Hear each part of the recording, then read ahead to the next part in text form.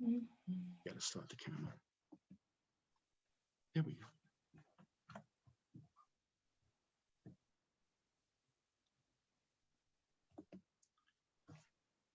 Okay. Hello, I'd like to welcome everybody to this webinar. Thank you for joining us today. We are proud to bring you someone who reached the pinnacle of her profession, the very top. She was with NBC News for over 42 years, I believe, starting in 1967. I only did a measly 18 years before going to CBS, so she's got it all over your moderator. She was the Washington senior producer for the Today Show, where she won 2 Emmys. She was the senior producer for the Today Show when it went on the road. She covered 16 national political campaigns or conventions. Prior to the Today Show, she was the NBC News White House producer. She became the Midwest bureau chief for NBC News based in Chicago. She later became the Southeast Latin American bureau chief based in Miami. And I am thrilled to have her. I could go on and on. Oh, and by the way, my name is Doug Spero, and I'm an associate professor of mass comm here at Meredith within the communication department. But that's enough about me. I want to introduce to you Susan LaSalla. And by the way, this summer she's going to Japan to cover her 5th Olympic Games, okay? She began her life here in Raleigh. She did a short visit with NBC News, and now she's back to join us in Raleigh, and we welcome her to Meredith. We're thrilled to have her. This is a great day, a great opportunity. And to get started with Susan, maybe you can talk about your early years in Raleigh and walk us through your brief 42 years, your network journey with NBC before coming home. And I'm sure you're all stunned that I look as young as I do for being gone for 55 years, right? First, I have to say thank you for having me. And I do have a Meredith connection. My sister reminded me yesterday that our Aunt Mary was the May Queen at Meredith, probably in the late 30s. Our mom, that by the way, was the first and last May Queen to ever roll through our family. Our mom spent her first year at Meredith and never was able to complete her education there because of family situations financially and the advent of the Second World War.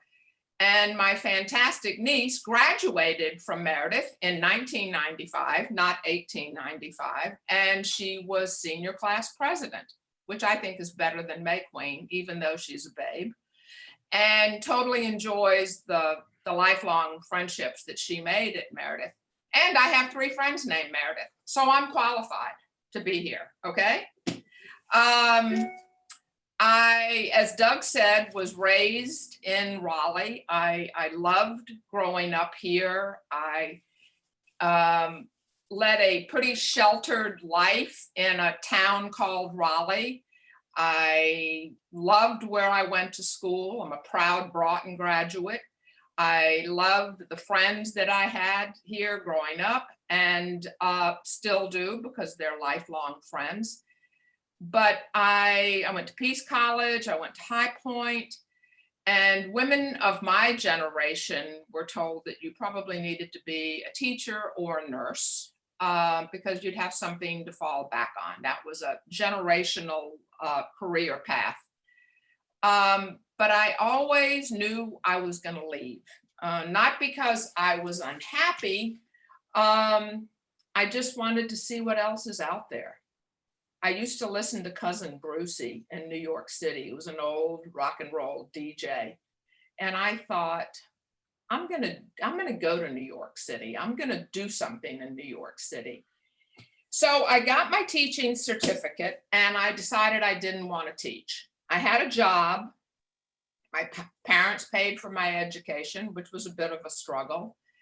And I told them, I told them after the fact, I canceled my teaching contract and asked my friend John, who is a dear friend still, I don't know if I begged him to take me to Washington or he was glad to get rid of me and volunteered. And I figured I'm going to see what's there. I borrowed $100 from my dad and said I'd be back in a week if I didn't have a job. How's that for being short-sighted? I had one friend in Washington, and she worked for a North Carolina senator, and she said I could stay with her. So I just went to her office, and I went to the employment agency at the US Senate to see if I could get a job. I had no idea what I wanted to do, but I thought that's cool. I can work at the US Senate, right? And all of the women that are listening will love this. I had to take a typing test. The men did not have to take a typing test, but the women had to take a typing test, which I immediately failed. And so I went and spent the night in my friend's office with her permission, and I typed all night. And I was at the door of the employment agency when they opened, and I passed the test. And I got a job with a United States Senator from West Virginia as his, sounds very heady, assistant press secretary. And I made $5,280 a year. I paid my dad back the $100. And I loved being on Capitol Hill. I never took a lunch hour because I would just roam the Capitol in the best way, and you could go anywhere. And the best way to find out about places like that is from people who work in that building. And that's what I did. And that there sort of fermented my love of government and politics and figuring out journalism. But there were no women in journalism. There were some print reporters, but there was only one woman reporter at the network. And so I wrote her a letter, and her response was an autographed picture, which didn't, give me a good path. And as you can see, I had no path. There was no map, and I was just going for it. So I worked for the senator for a while, and at one point, he voted against a Voting Rights Act, and I was developing a social conscience at the time as a young person, and I had a problem with that. So I called my dad, and he said, you need to be loyal to a person that you work for, particularly in a political situation like that. So I was idealistic and not very bright, and I quit.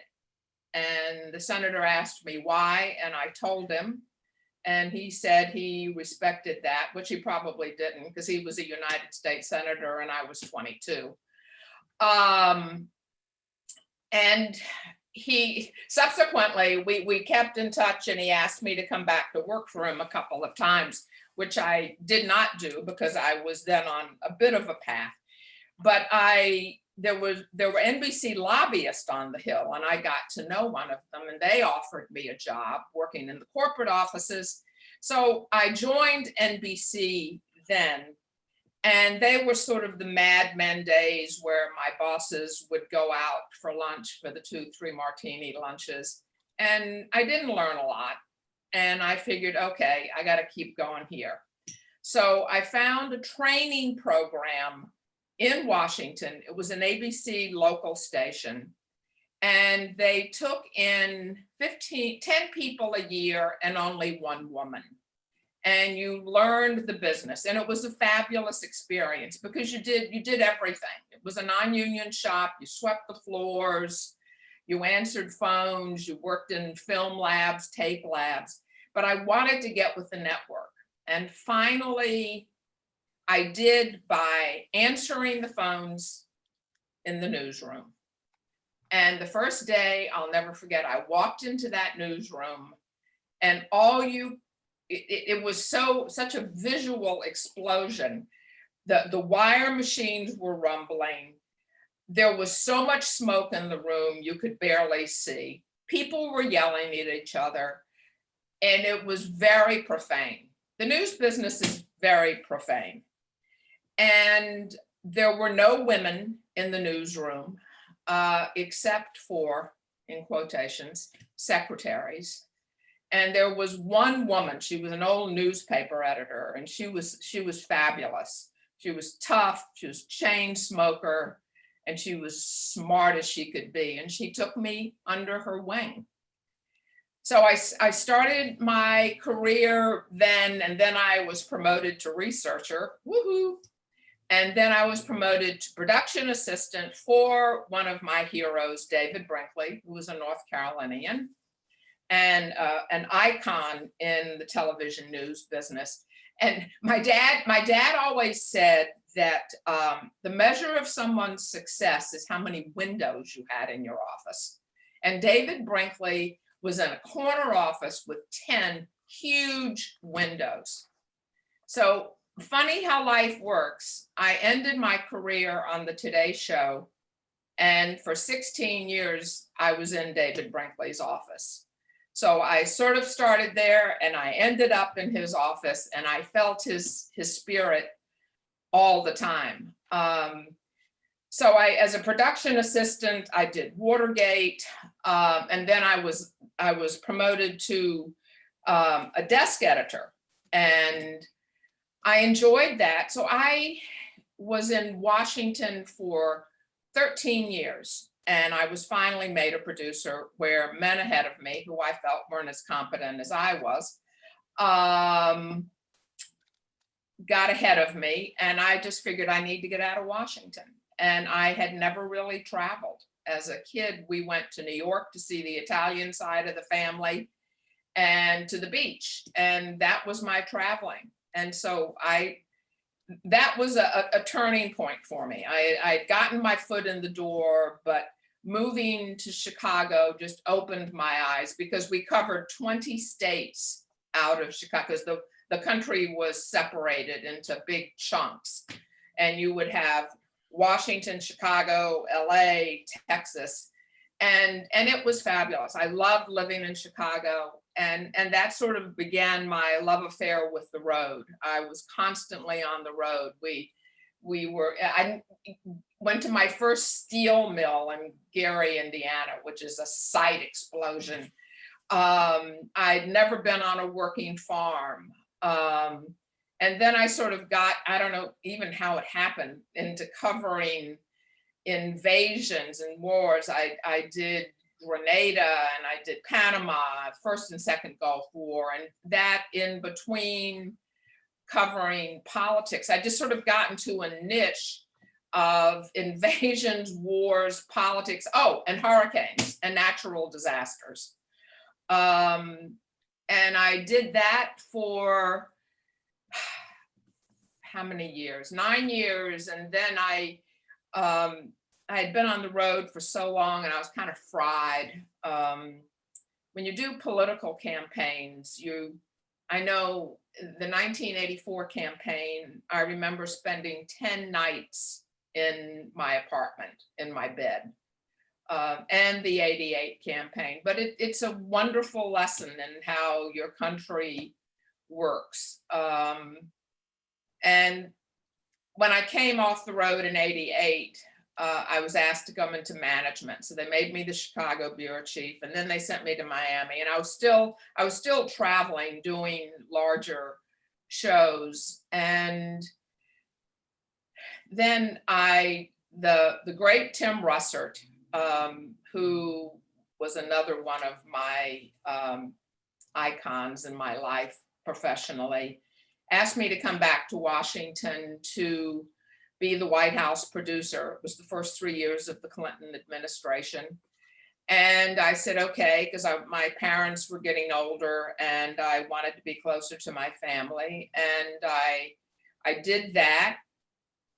And then I made a big mistake and got married and took a leave of absence and for 15 months and moved to Kuwait, where my ex-husband was stationed. He was a general in the army. And then I came back, and a man named Jeff Zucker, who is now the president of CNN, at the time was the executive producer of the Today Show, asked me to come work on the Today Show. And I said no, because I didn't want to get up at 4:30 every morning. And he kept ragging me. And so I finally said yes and spent the last 16 years of my career on the Today Show, which I loved. I absolutely loved it. And when I retired, I did a 2-year fellowship at the State Department, which was a heck of a lot of fun. And then I was asked by NBC Sports to do Olympics. And if we go to Tokyo, which I hope we are, I have a plane ticket, it'll be my 5th Olympics. I did London, Sochi, Rio, Pyeongchang, and now Tokyo. So that's my story, and I'm sticking to it. Well, I have no questions because you just took all my questions. Did not. Sorry, folks, we're running a little late. We have to go. It's been a really nice day. I would like to invite our students, anybody in the audience, give us your questions, please. I will try to read them off to the best of my ability, and we will take them through the chat, and we'll put those at the very front of the line. But in the meantime, Susan, there must have been, I mean, we talk about the good, the bad, and the ugly of broadcasting. Were there times that you had some really tough days and you were ready to walk out and quit, and some people who you just couldn't work with regarding people skills or whatever you want to blame it on? Well, 90, and this is the honest to God's truth, 90% of the time I couldn't believe I got paid to do what I did. The other 10%, they didn't pay me enough. And most of the unpleasantness was a lot of it, the conditions in which, well, I had like 4 near misses in airplanes, which is sort of intimidating. But the circumstances, the things you have to go through to get your story. And I guess a lot of them have to come with where we've had to sleep, on roofs, on the ground, in trucks. I think the best place I ever slept was under a salad bar during the Panama invasion at an officers club on a US Army base between 2 technicians from New York on Christmas Eve. It doesn't get much better than that. Working with people, I mean, nobody ever says you have to like the people you work with. There are not a lot. There are a number of people that I worked with that I didn't particularly care for, but if they did their jobs well, you have to respect that. I mean, is it somebody you want to go have a glass of wine with? No. And you just learn to maneuver around that. There have been a couple of times when I've feared for my and my crew's life, when bombs go off a couple of blocks from where you are, or someone points a weapon at you asking for money to get through a checkpoint. But I was so blessed and fortunate to do what I did that you just suck. I mean, there's no crying in baseball. There's no moaning in news. You're just lucky to be there, but you got to pull your load. Right. We have some questions coming in. The first one, what is the most important trait a journalist should have? Oh God, honesty. That's easy. Honesty, integrity, accuracy. I mean, we could talk for an hour on everything that's wrong with journalism now. Journalism changed with the influence of the internet and particularly social media. I am, again, most fortunate to have been a journalist where ethics were of the utmost importance, as was accuracy. There was no such thing as breaking news on 24/7 or stunning, stupendous, shocking. You got your sources, preferably 2 or 3, and it was done by committee of everyone fact checking. And I mean, that's a whole nother discussion. I'm not sure if the state of journalism can be turned around. I really don't. But I'm glad that I was where I was when I was. Yeah, I totally agree. I'm with I you hope that 100%. answers whoever answered Yeah, the yeah, question. You can follow up if you wish. right. I've got, oh, here's one that's really fun. And this is a question that I would like to know. Why haven't you written a book yet? Oh, because I think nobody would have read it except my family. Um, Well, we would. I mean, nobody wants to sit and hear about talking about yourself. I don't know. I'll leave that to other people. All right. Before you left to pursue your career, did you ever expect to have the opportunity to have the jobs and experiences that you had? Did you always expect to do bigger things than what may have been expected of women at the time, Susan? Oh boy, I absolutely. I mean, there was, as I said prior, I had no roadmap, and I didn't leave Raleigh because I was unhappy. I I am by nature a very curious person. I still am. I always ask questions, and my friends accuse me of when I meet someone that I interview them. I mean, there's no ulterior motive. I'm a people person. I want to know about people. I want to know about their families. I had no roadmap. And I never asked anybody for anything. The only thing I ever asked was my dad for $100 and my friend Johnny to drive me to Washington. Okay, quick question, quick technical question. What does a desk editor do, and how did you work with the editors at NBC and the A producers? desk editor, well, it's different in print journalism than it is in television news. I think it's probably a headier title in print, but on the network assignment desk, you assign people to stories, you find the stories, you have to know, and then particularly in a town like Washington, where you have the seat of the government, you have the White House, the Defense Department, the State Department, Capitol Hill, all the federal agencies, and the desk has to know everything that's going on that day and to know how to send people out. And in connection with one of the prior questions just there about the state of journalism, and my dear friend Tom Brokaw and another one of my icons recently said one of the serious things, well, it's not new, is that in news now, we have to get out of the center of power. We have to get out of Washington and New York and LA. And you have to get into the middle of the country. And newsrooms have to have diversity. I mean, you have to bring journalists, competent journalists in that are journalists and don't want to be anchors, that want to be reporters, and from different economies, different cultures, backgrounds, racially, ethnically, everything.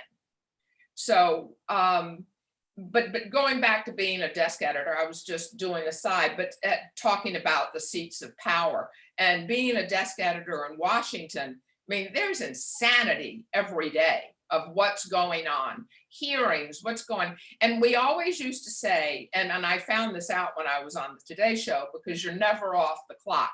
And by the way, if you want to be a journalist, you work nights, weekends, and holidays. So if you don't want to work nights, weekends, and holidays, that's not the job for you. But on the Today Show, because of the time difference, and we were on the air at 7 a.m., somebody used to say there's a Washington peg to every story in the world. And there pretty much is. And it usually happens overnight. So that's sort of like being a desk editor, but I think it's different in print. I think it probably, well, they both come with a lot of responsibility, but they're different avenues. Okay, now this is becoming outrageous. There are nothing but student questions here, and I prepared all weekend. I prepared my questions all weekend. Let's see. Why? Because you were afraid nobody was going to ask a question, right? Yeah, right. How do you like this, right? I've got a whole bunch. What did a typical day look like for you when you covered the Olympics? And from another question, what is your favorite Olympic sport? Oh, wow. Uh, in every Olympics I have done, I have had a different assignment. And first of all, I couldn't believe that I was asked to do the Olympics. I know why I was. My last boss on the Today Show was then the executive producer of the Olympics. And he and his wife were in town one night. We had dinner and he said, "Do you want to come to the Olympics?" And I looked behind me and I said, "Are you talking to me?" And I said, I'm not a sports chick, I'm a news chick. And he said, we need someone, and I think he sort of bit his tongue, older, because I'm like 35 years older than anybody that works at the Olympics. And you talk about a male dominated organization, but it's gotten a lot better. There are a lot more women in positions.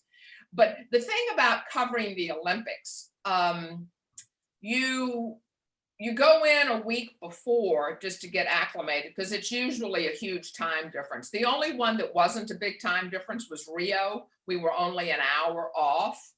But like the last time in Pyeongchang, we were 15 and a half hours. I never got that whole half-hour thing.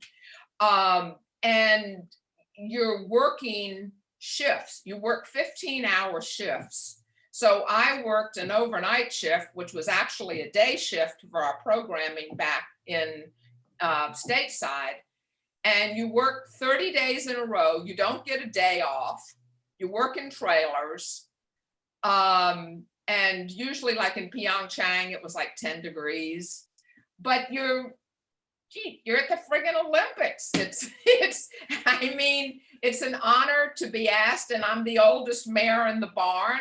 And I love working with all the young people that are there, and they're millennials, but they're good millennials. They're hardworking millennials. And the difference in each one of them is that you're in a different culture. You're in a different country, you're in a different culture.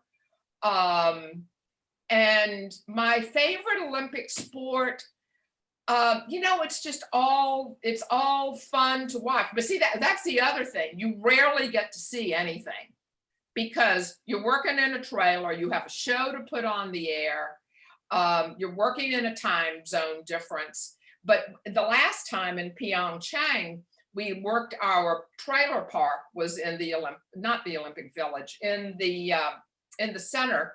And we were near figure skating, we were near hockey. So if you had like a 10-minute break, you could run into the hockey arena and see 10 minutes of hockey, or go to figs, is what they call figure skating. So it's all fun, but you really don't get to see it. Now that said, you can walk into a control room at the Olympics and you see everything. Oh, this, you might appreciate this. I wanted to go see a luge event. And so we had some time and we went. It was the biggest waste of time because your eyes can't even focus. You just hear this tremendous roar and then it just flies by. It's minuscule. But so that's why the larger part of people who go to the Olympics are technicians, because you look at something like luge or bobsled, there may be 20 cameras to get every single angle. We also went to a curling event. That was like watching paint dry, because you have like 3 or 4 of them going on at the same time. But you don't go to the Olympics to go to any event. You go to work. And I've worked with different people every time, and I've loved it. Okay, I've got 2 questions from 2 students that we're going to tie together. They're all propping me up here, Susan. I don't think they have any faith or confidence in my questions. So let's go with them.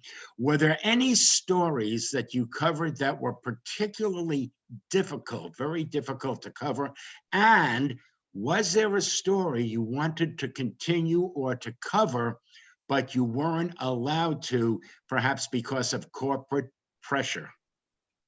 Um, the most difficult stories, a lot of them are weather related, or if you're in a war zone. I mean, going into Iraq and going into Saudi Arabia. I mean, Saudi Arabia is not a great place for a noisy Western woman.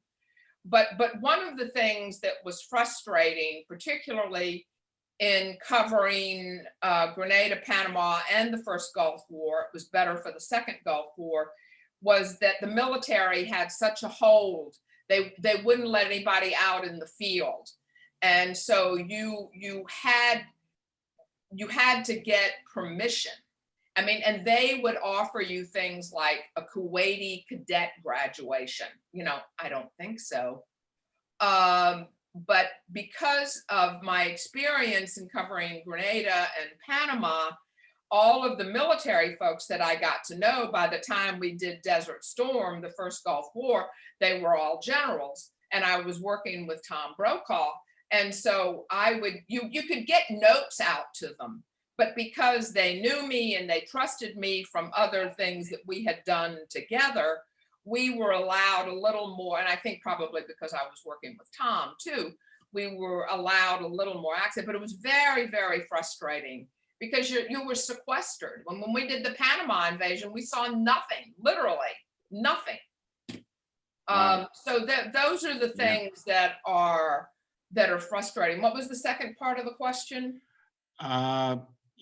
Did you ever have any conflicts of interest, like the network telling you not to cover something because of a commercial interest? No, never. Yeah. I didn't. Yeah, I would agree with that. Yeah. No, never. I think it happens in smaller markets, but I don't think on the network No, or the major market. never, that never was an Yeah. option. Right, Or right. an issue, I should say. I think both of us would have left over something like that. Right. Okay, now we've got a lot of questions about women in journalism. I think we're going to go to that towards the end of this hour. Here's one. I've attended media conferences and spoken to a few journalists, and many of them give the advice to get used to your beat, and that oftentimes you find gems in what seems to be like boring news. Can you tell us a story about a boring story that turned into be something rather important to you or to the audience? I'll tell you a story that was a complete embarrassment for me. I was in Chicago, and I had been on an assignment, and I had landed in Chicago, and my bureau chief messaged me and he said, "We need you to go to St. Louis." And I said, okay. I thought I'd be able to go home, change clothes. He said, "There's a plane down on, this is before TSA, when you could run for planes." And he said, "I want you to go to St. Louis and interview Herb Stein." And they said, Herb Stein is the Council of Economic Advisors. And I think he was at WashU. And we want you to interview him about the new tax plan that's in front of the Congress. And I said, "You got to be kidding me." I said, "I don't know anything about the tax plan. I don't know anything about taxes." I said, I'm not qualified to do this." And they said, "We'll give you the questions. By the time you get there, we'll have the questions for you." And this was in days when there was, and oh, you'll like this. I did spend most of my time on the road with a pad, a pencil, and a beeper. There were no cell phones. There were no nothing. When you'd go to an airport, I gave a telephone repairman guy $100 once to give me a stack of things that says out of order. And I would put them on the pay phones, and then we'd go do our story. And when we'd come back, I'd go to the phone that was out of order because I'd always be able to have a phone. But anyway, so I go to WashU to interview Herb Stein, and he was the nicest, most courteous gentleman, and I just fell on my sword with him. I said, "Mr. Stein, I know nothing about what I'm going to ask you, and I'm at your mercy." And he said, "I'll help you whatever I can." He answered the questions simply because of the moron he was talking to.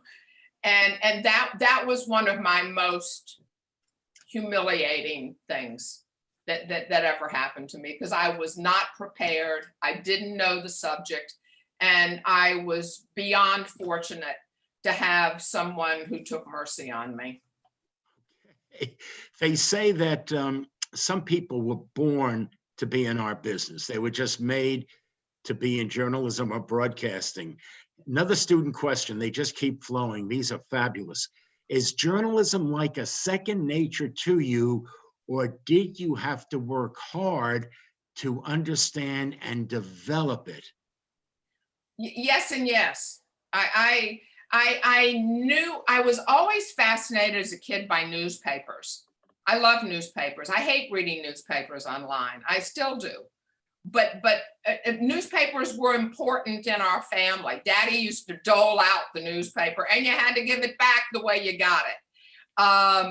But I was always curious, and so maybe that led you to journalism. I loved government. I loved political science. And I always thought if you majored in political science, that was good for writing a history book. I love history.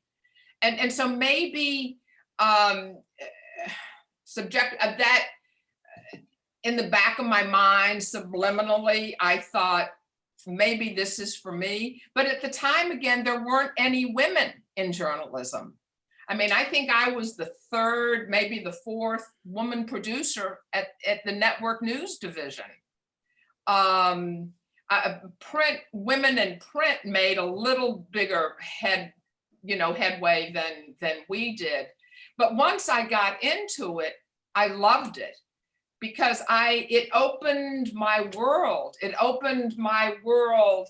I mean, I went to segregated schools because of my generation. But it opened my world ethnically, racially, culturally. It teaches you tolerance, and I will be eternally grateful for that. Did that answer the question? Yeah, I think, well, it certainly satisfies me. I've got well, that's one. all that's important, Doug. That's if it pleases me, that's all you've got to worry about. Hey, by the way, when I started at a radio network way back when you walked through the broadcast doors, there were no women in the broadcast sector, only out front as secretaries. And when I got to NBC, maybe 5-6 years after you, there weren't that many women on staff there either. But we can hold that and pick that up again in a few minutes. In the meantime, I've got a student here that says, hello. Thank you, Ms. LaSalla, for coming to speak with us today. My question is, are there any journalists, past or present, that you really admire? Oh God, yeah. Well, the ones, Tom Brokaw, David Brinkley, Tim Russert. I don't know if generationally your students know some of these people. I'm sure your faculty does.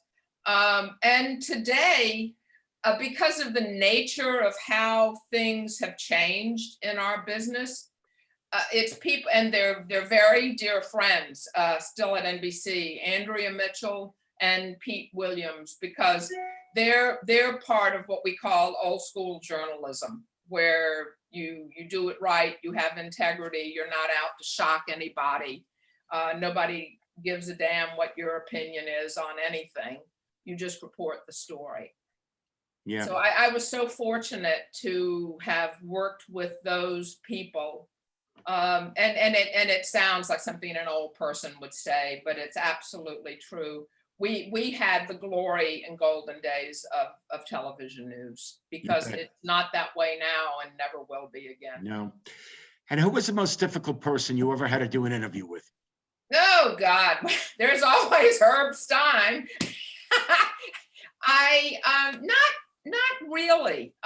You know, one of the roles of a producer is to persuade people to talk to you. And if you do your homework, the ones who are hardest to talk to, that are most challenging, are the ones who give you monosyllabic answers like yes, no.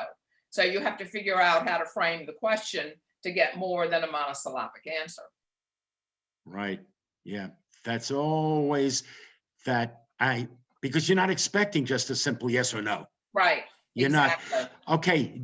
Do you prefer covering the summer or winter games?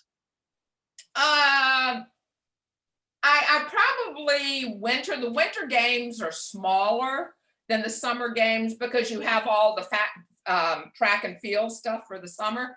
And usually the summer games are hotter than holy mother hell. And Yeah. I haven't been in Tokyo in a while. I've been several times, but they say that it's going to be just miserably hot this summer. Yeah. And then the next Olympics are Beijing. And because we missed last year because of the pandemic, Beijing will come up 5 months right after Tokyo. And that'll be the Winter Olympics. But, you know, geopolitically, you never know what's going to happen there. So I think I found my favorite question of the day. And the student questions just keep on coming. I don't have to do much but read them. If you could go back to the start of your career, oh my Lord, and do certain back to the things. Stone Age. Okay, well, whenever it was, if you can go back there, would you? And what would you do to change things? In other words, if you knew then what you know now, what do you think you would have done differently? I wouldn't, because I had the best of journalism. I had the best of journalism. There were never issues of integrity. I mean, you know, there are stories where you do the right thing or the wrong thing. No, I wouldn't change. I wouldn't change anything. I had a hell of a ride. I gave as good as I got, and it was a great ride. I wouldn't change anything. The friendships that I have, the people that I was able to meet, you know, and everybody says, you know, what about famous people? I mean, famous people aren't what they're cracked up to be. The most extraordinary people I ever met were ordinary. It's what I call extraordinary, ordinary folks. And I'll tell you who they are. They're people like my sister. My sister taught public school for 31 years, middle school. It's nurses, it's teachers, it's first responders, overworked, underpaid, and how unfortunate that the pandemic had to bring all of these people to the forefront to get their just glory. But sure, I mean, athletes are, you know, they're athletes. Politicians can be a little creepy. I'm a music person, so most of the exciting things of people that I met was related to music.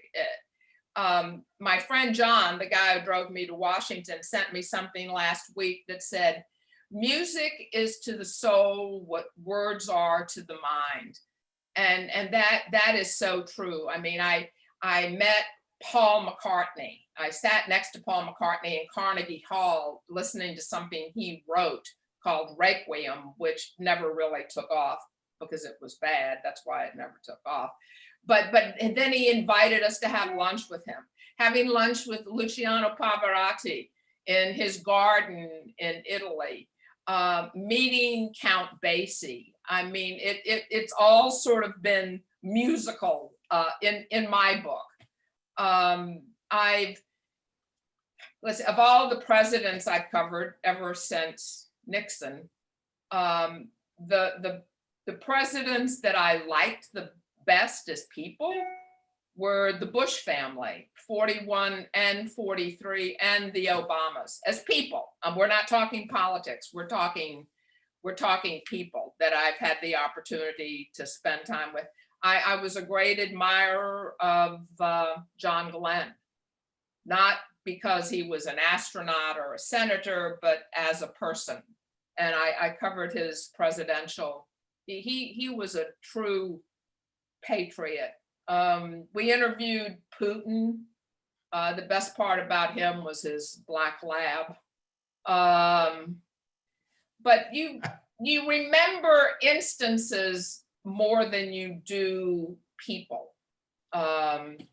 Like being in the tutu room in St. Petersburg of the Bolshoi Ballet with a huge bust of Lenin, or getting a nighttime tour of the Kremlin, or of meeting Fidel Castro. They're just, you remember instances like the devastation that Katrina left in people's lives. So you don't remember people so much as you do events. I mean, because you're an eyewitness to history. And that's why I've never changed the question, whoever asked, the young woman who asked the question. You can't change being an eyewitness to history, good, bad, indifferent, ugly, but you just can't. What was the best interview you think you've done when you were out field producing? And who was your favorite, or number one and number two choice favorite people that you've interviewed? Now, you've mentioned some who you spent time with, who you... Well, those were all interviews. The people that I Yeah. mentioned were all Yeah. interviews. No, they're not my friends. They're not my friends. They're people that I interviewed. Yep. And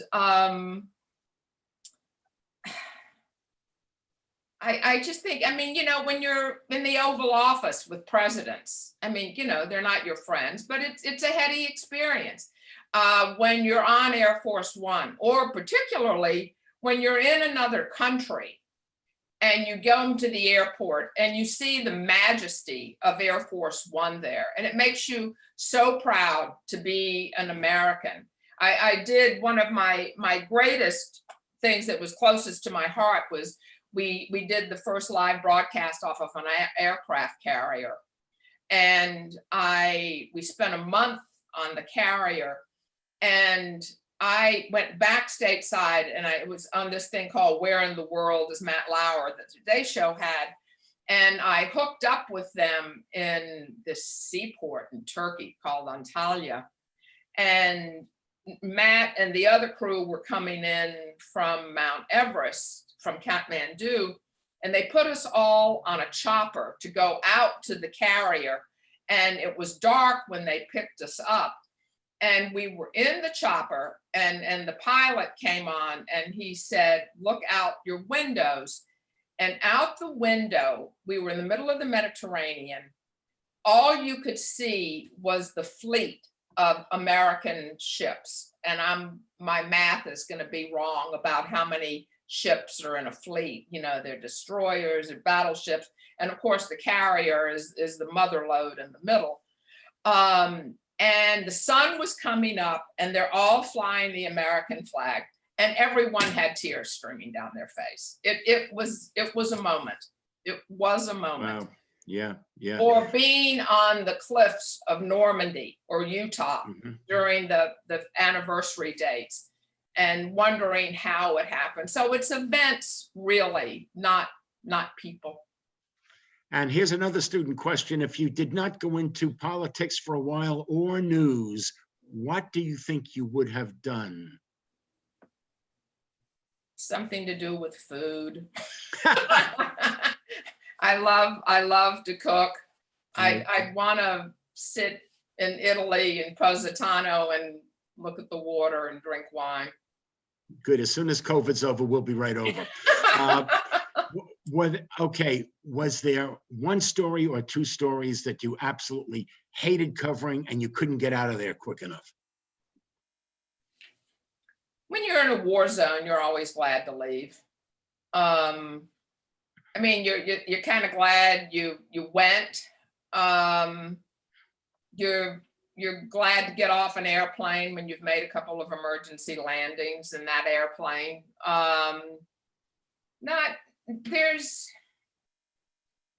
You know what? Every single day I worked for NBC News, I would wake up and look forward to going to work. There were days that I didn't look forward to because of certain things you'd have to deal with, either personnel-wise or something like that. But every single day, I looked forward to going to work. That's great. That's great. Okay, I've got one or two quick questions here towards the end. Okay, and I want to do Oh, yes, and I'm going to turn that over because, Susan, I've got more questions regarding what you want to talk about at the end than anything else, but we'll get to that. That's what we call a teaser in the business. Right. Do you think, and I think you've touched on this, but let's just see if we can extract one or two more thoughts. Do you think broadcast journalism is changing for the better or the worse? Oh, God. The worse. Yeah. Worse. I mean, it's what we talked about before. The Yeah. influence of social media, and that anybody can have an opinion and it's not based on fact. And on the cable, I mean, you can watch MSNBC, you can watch Fox News, and you think you're living in two different countries. You have pundits, you have reporters, you have pundits who think they're reporters. Everything is, I mean, bias is in the eye of the beholder, obviously, but it's the state of journalism is horrible. But there are still good journalists. There are on newspapers and on television news. But we've got, I don't know how we turn it around. Do you think the broadcast by the networks at 6:30 at night are the last good, strong, middle of the road? Yeah, they are, but they're starting to, sadly, I always thought that they were sort of the last stalwart of all this, but it's not always the case anymore. And that makes me very sad. Yeah, and I think some agenda reporting has even penetrated Yes. the network Yes. newscasts that were always Yeah. so pure and so middle of the road. All righty. Right. Now, we've saved some time because so many, and I'm so sorry for some of you who I couldn't get to. If you can just email your questions, eventually I'll get those to Susan and I'll try to get some answers. But in the meantime, Or we can do a class Zoom with your students. we sure can. We sure can. We can do And I that. might 'Cause take, I would much rather, and I, yeah, as much as I like this, I love doing these things in person where you have the back and forth with the students. And I just have to say to your faculty and your students that you really have my respect and admiration for what you've been through this past year. I mean, we've all been on a roller coaster. Hopefully we have some seat belts. But I think you all, your faculty, your students have borne the brunt of 2020. And you have all my respect and admiration. yeah. And I wish we could have had the students on live with you also. That meant I We would have had to do. We will. Hopefully, at some point, we will. Yeah, I mean, I could have done nothing if we had the students on with you. And that's what I do. I do very good at nothing. Okay, now here comes this. I asked Doug or Professor Spero if, because you young women are heading out and charting your course in this very uncertain world, and if yesterday I sat down at the computer and I thought, what can I tell these young women? And I got to tell you, my hands went crazy. I was typing so fast. But I must preface this by saying these are all my personal experiences. This is not from anybody else. This is right here. That no matter what you do, whether you go into journalism or whatever field you choose to go into, pursue what you love, because you can't imagine doing anything else. You'll never be bored if you do that. Be prepared to work hard. I told you, about nights, weekends, holidays, and you have to figure that out as to how you balance your personal life, if you want family, children, what have you. And you always have to keep in perspective your professional life and your personal life. You really need the balance there. You have to be brave. You got to raise your hand for everything. I built a career on never saying no. You have to define your style. Good grooming is important, but you can't let it get in the way of what you're trying to say or the job you're trying to do. And as you all well know, you only get one chance to make a first impression. Be self-reliant, own your decisions, ask questions, never ever pretend like you know the answer when you don't. It'll blow up in your face so quick you won't know what hit you. Never assume anything. Assumption is the mother of screw up. Be courteous, be humble. Keep a strong grip on your moral compass. You've heard the expression before about being true to yourself. That's your moral compass. Judge yourself on what you do, not on what you have, on what you do, what you actually give. Always be a team player and collaborate. If you're a leader and not a follower, you will quickly rise, and then you can build your own team and you can empower the people on your team. We've already gotten into the nobody said you have to like the people you work with. It always helps. And a huge one is have cultural curiosity, racially, ethnically, economically. It will so broaden your world and your horizons. You have empathy for people. Being a good listener is never overrated. And there's, there's so much to be said for the strength of human kindness. And we need a lot more of that now. And the other thing, and you can take this one to the bank, you will always be held to a different standard than men, always. People always ask me if I've been sexually assaulted, harassed. Assaulted, never. Harassed, sure, in very subtle ways. I mean, and at NBC, the women used to always say that you'll be called upon at times to put up with I love this expression, the dumb little corner of hell's locker room. And to survive takes a strong woman. And that goes back to being true to yourself. The most important relationship you'll ever have with anyone is with yourself. And may I add, speaking of hell, and I think you all are probably learning this already, there's a place in hell for women who don't look out for other women, don't support other women, take care of each other. Sisterhood is a mighty powerful thing. And someone said, you got to hustle till you no longer have to introduce yourself. And sometimes, if you can handle all these, you'll thrive and you'll flourish. You will fall, you will fail, but you just get up, pick up, and you keep trucking. And failure can sometimes be the greatest asset you have to moving forward. And I got to tell you, personal experience, sometimes rational, responsible, and fairly intellectual people make stupid mistakes. Hello. So that's it. And lastly, a few weeks ago, I saw this woman on television. Her name was Amy Trask, Trask. She was the former CEO of the Oakland Raiders, which is a pretty heady title for a woman.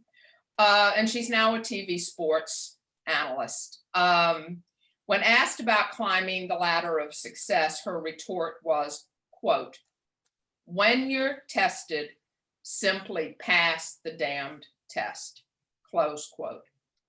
Thank you for having me. I send you all the best wishes for the remainder of the year and onward and upward. Where were you when I needed these tips when I first got into broadcasting? Now I hear all of this. It took 43 years for me to do that. Now I hear this. You think I just came up with that yesterday? No. Now I hear these words of wisdom. Where were they?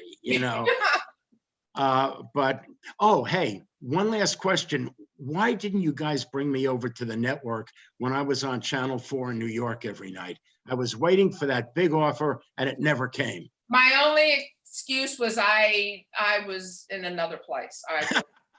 So was I mentally. Right. Yeah. Susan, this was delightful. Thank you. Thank you for having me. Yes. I only regret is that I don't get to see you and interact with you. Well, we're going to fix that. Okay. Okay. Thank you so much for having me. Sooner than later. And I would just very quickly like to thank some of the people who helped us with this massive project. Dr. Jean Jackson, our VP of College Programs. And may I say something? May I interrupt? You sure can. I met Jean Jackson through her brother, and because my niece, the class president of 95, said such fabulous things about Jean Jackson as her professor. And so I got to meet Jean Jackson, and Jean Jackson is actually the reason why I am here today. So thank you, Jean Jackson. And that's exactly what I was going to say, Susan. I would not have known you had it not been for Jean. Also to Dr. Teresa Holder, our chair of the communication department, who has produced the entire Com Week presentations. And this is just the first day. There are so many good things coming. There will be another one with Professor Alan Buck tomorrow at 1 o'clock when he interviews Byron Pitts from ABC News. Oh, wow. So we have another voice, right? Byron Pitts is a cool guy, and he'll give you different perspectives. That's great. That's right. Many years ago, I was on the street reporting with him. So, well, I think we're giving away our age, so I better not talk too much. My thanks also to Eric Leary, Caitlin Toxic, and Isabella Rossi, who helped with all things technical. I need that help. And of course, my wife, Monica, who's right here, she teaches Spanish at Meredith and did a lot of the small things to make this thing happen. Okay. And just a quick advisory from my media writing class. We will resume our regular class in about 10 minutes. As soon as this presentation is over, you're not off the hook. You're not getting away this easy. We've still got work to do today. And in the meantime, this is Doug Spero, thanking you, Susan, and thanking our students, apologizing for not getting all the questions on, but I think we covered a lot of ground. So thank you so much and goodbye. Thank you all so much. All best wishes.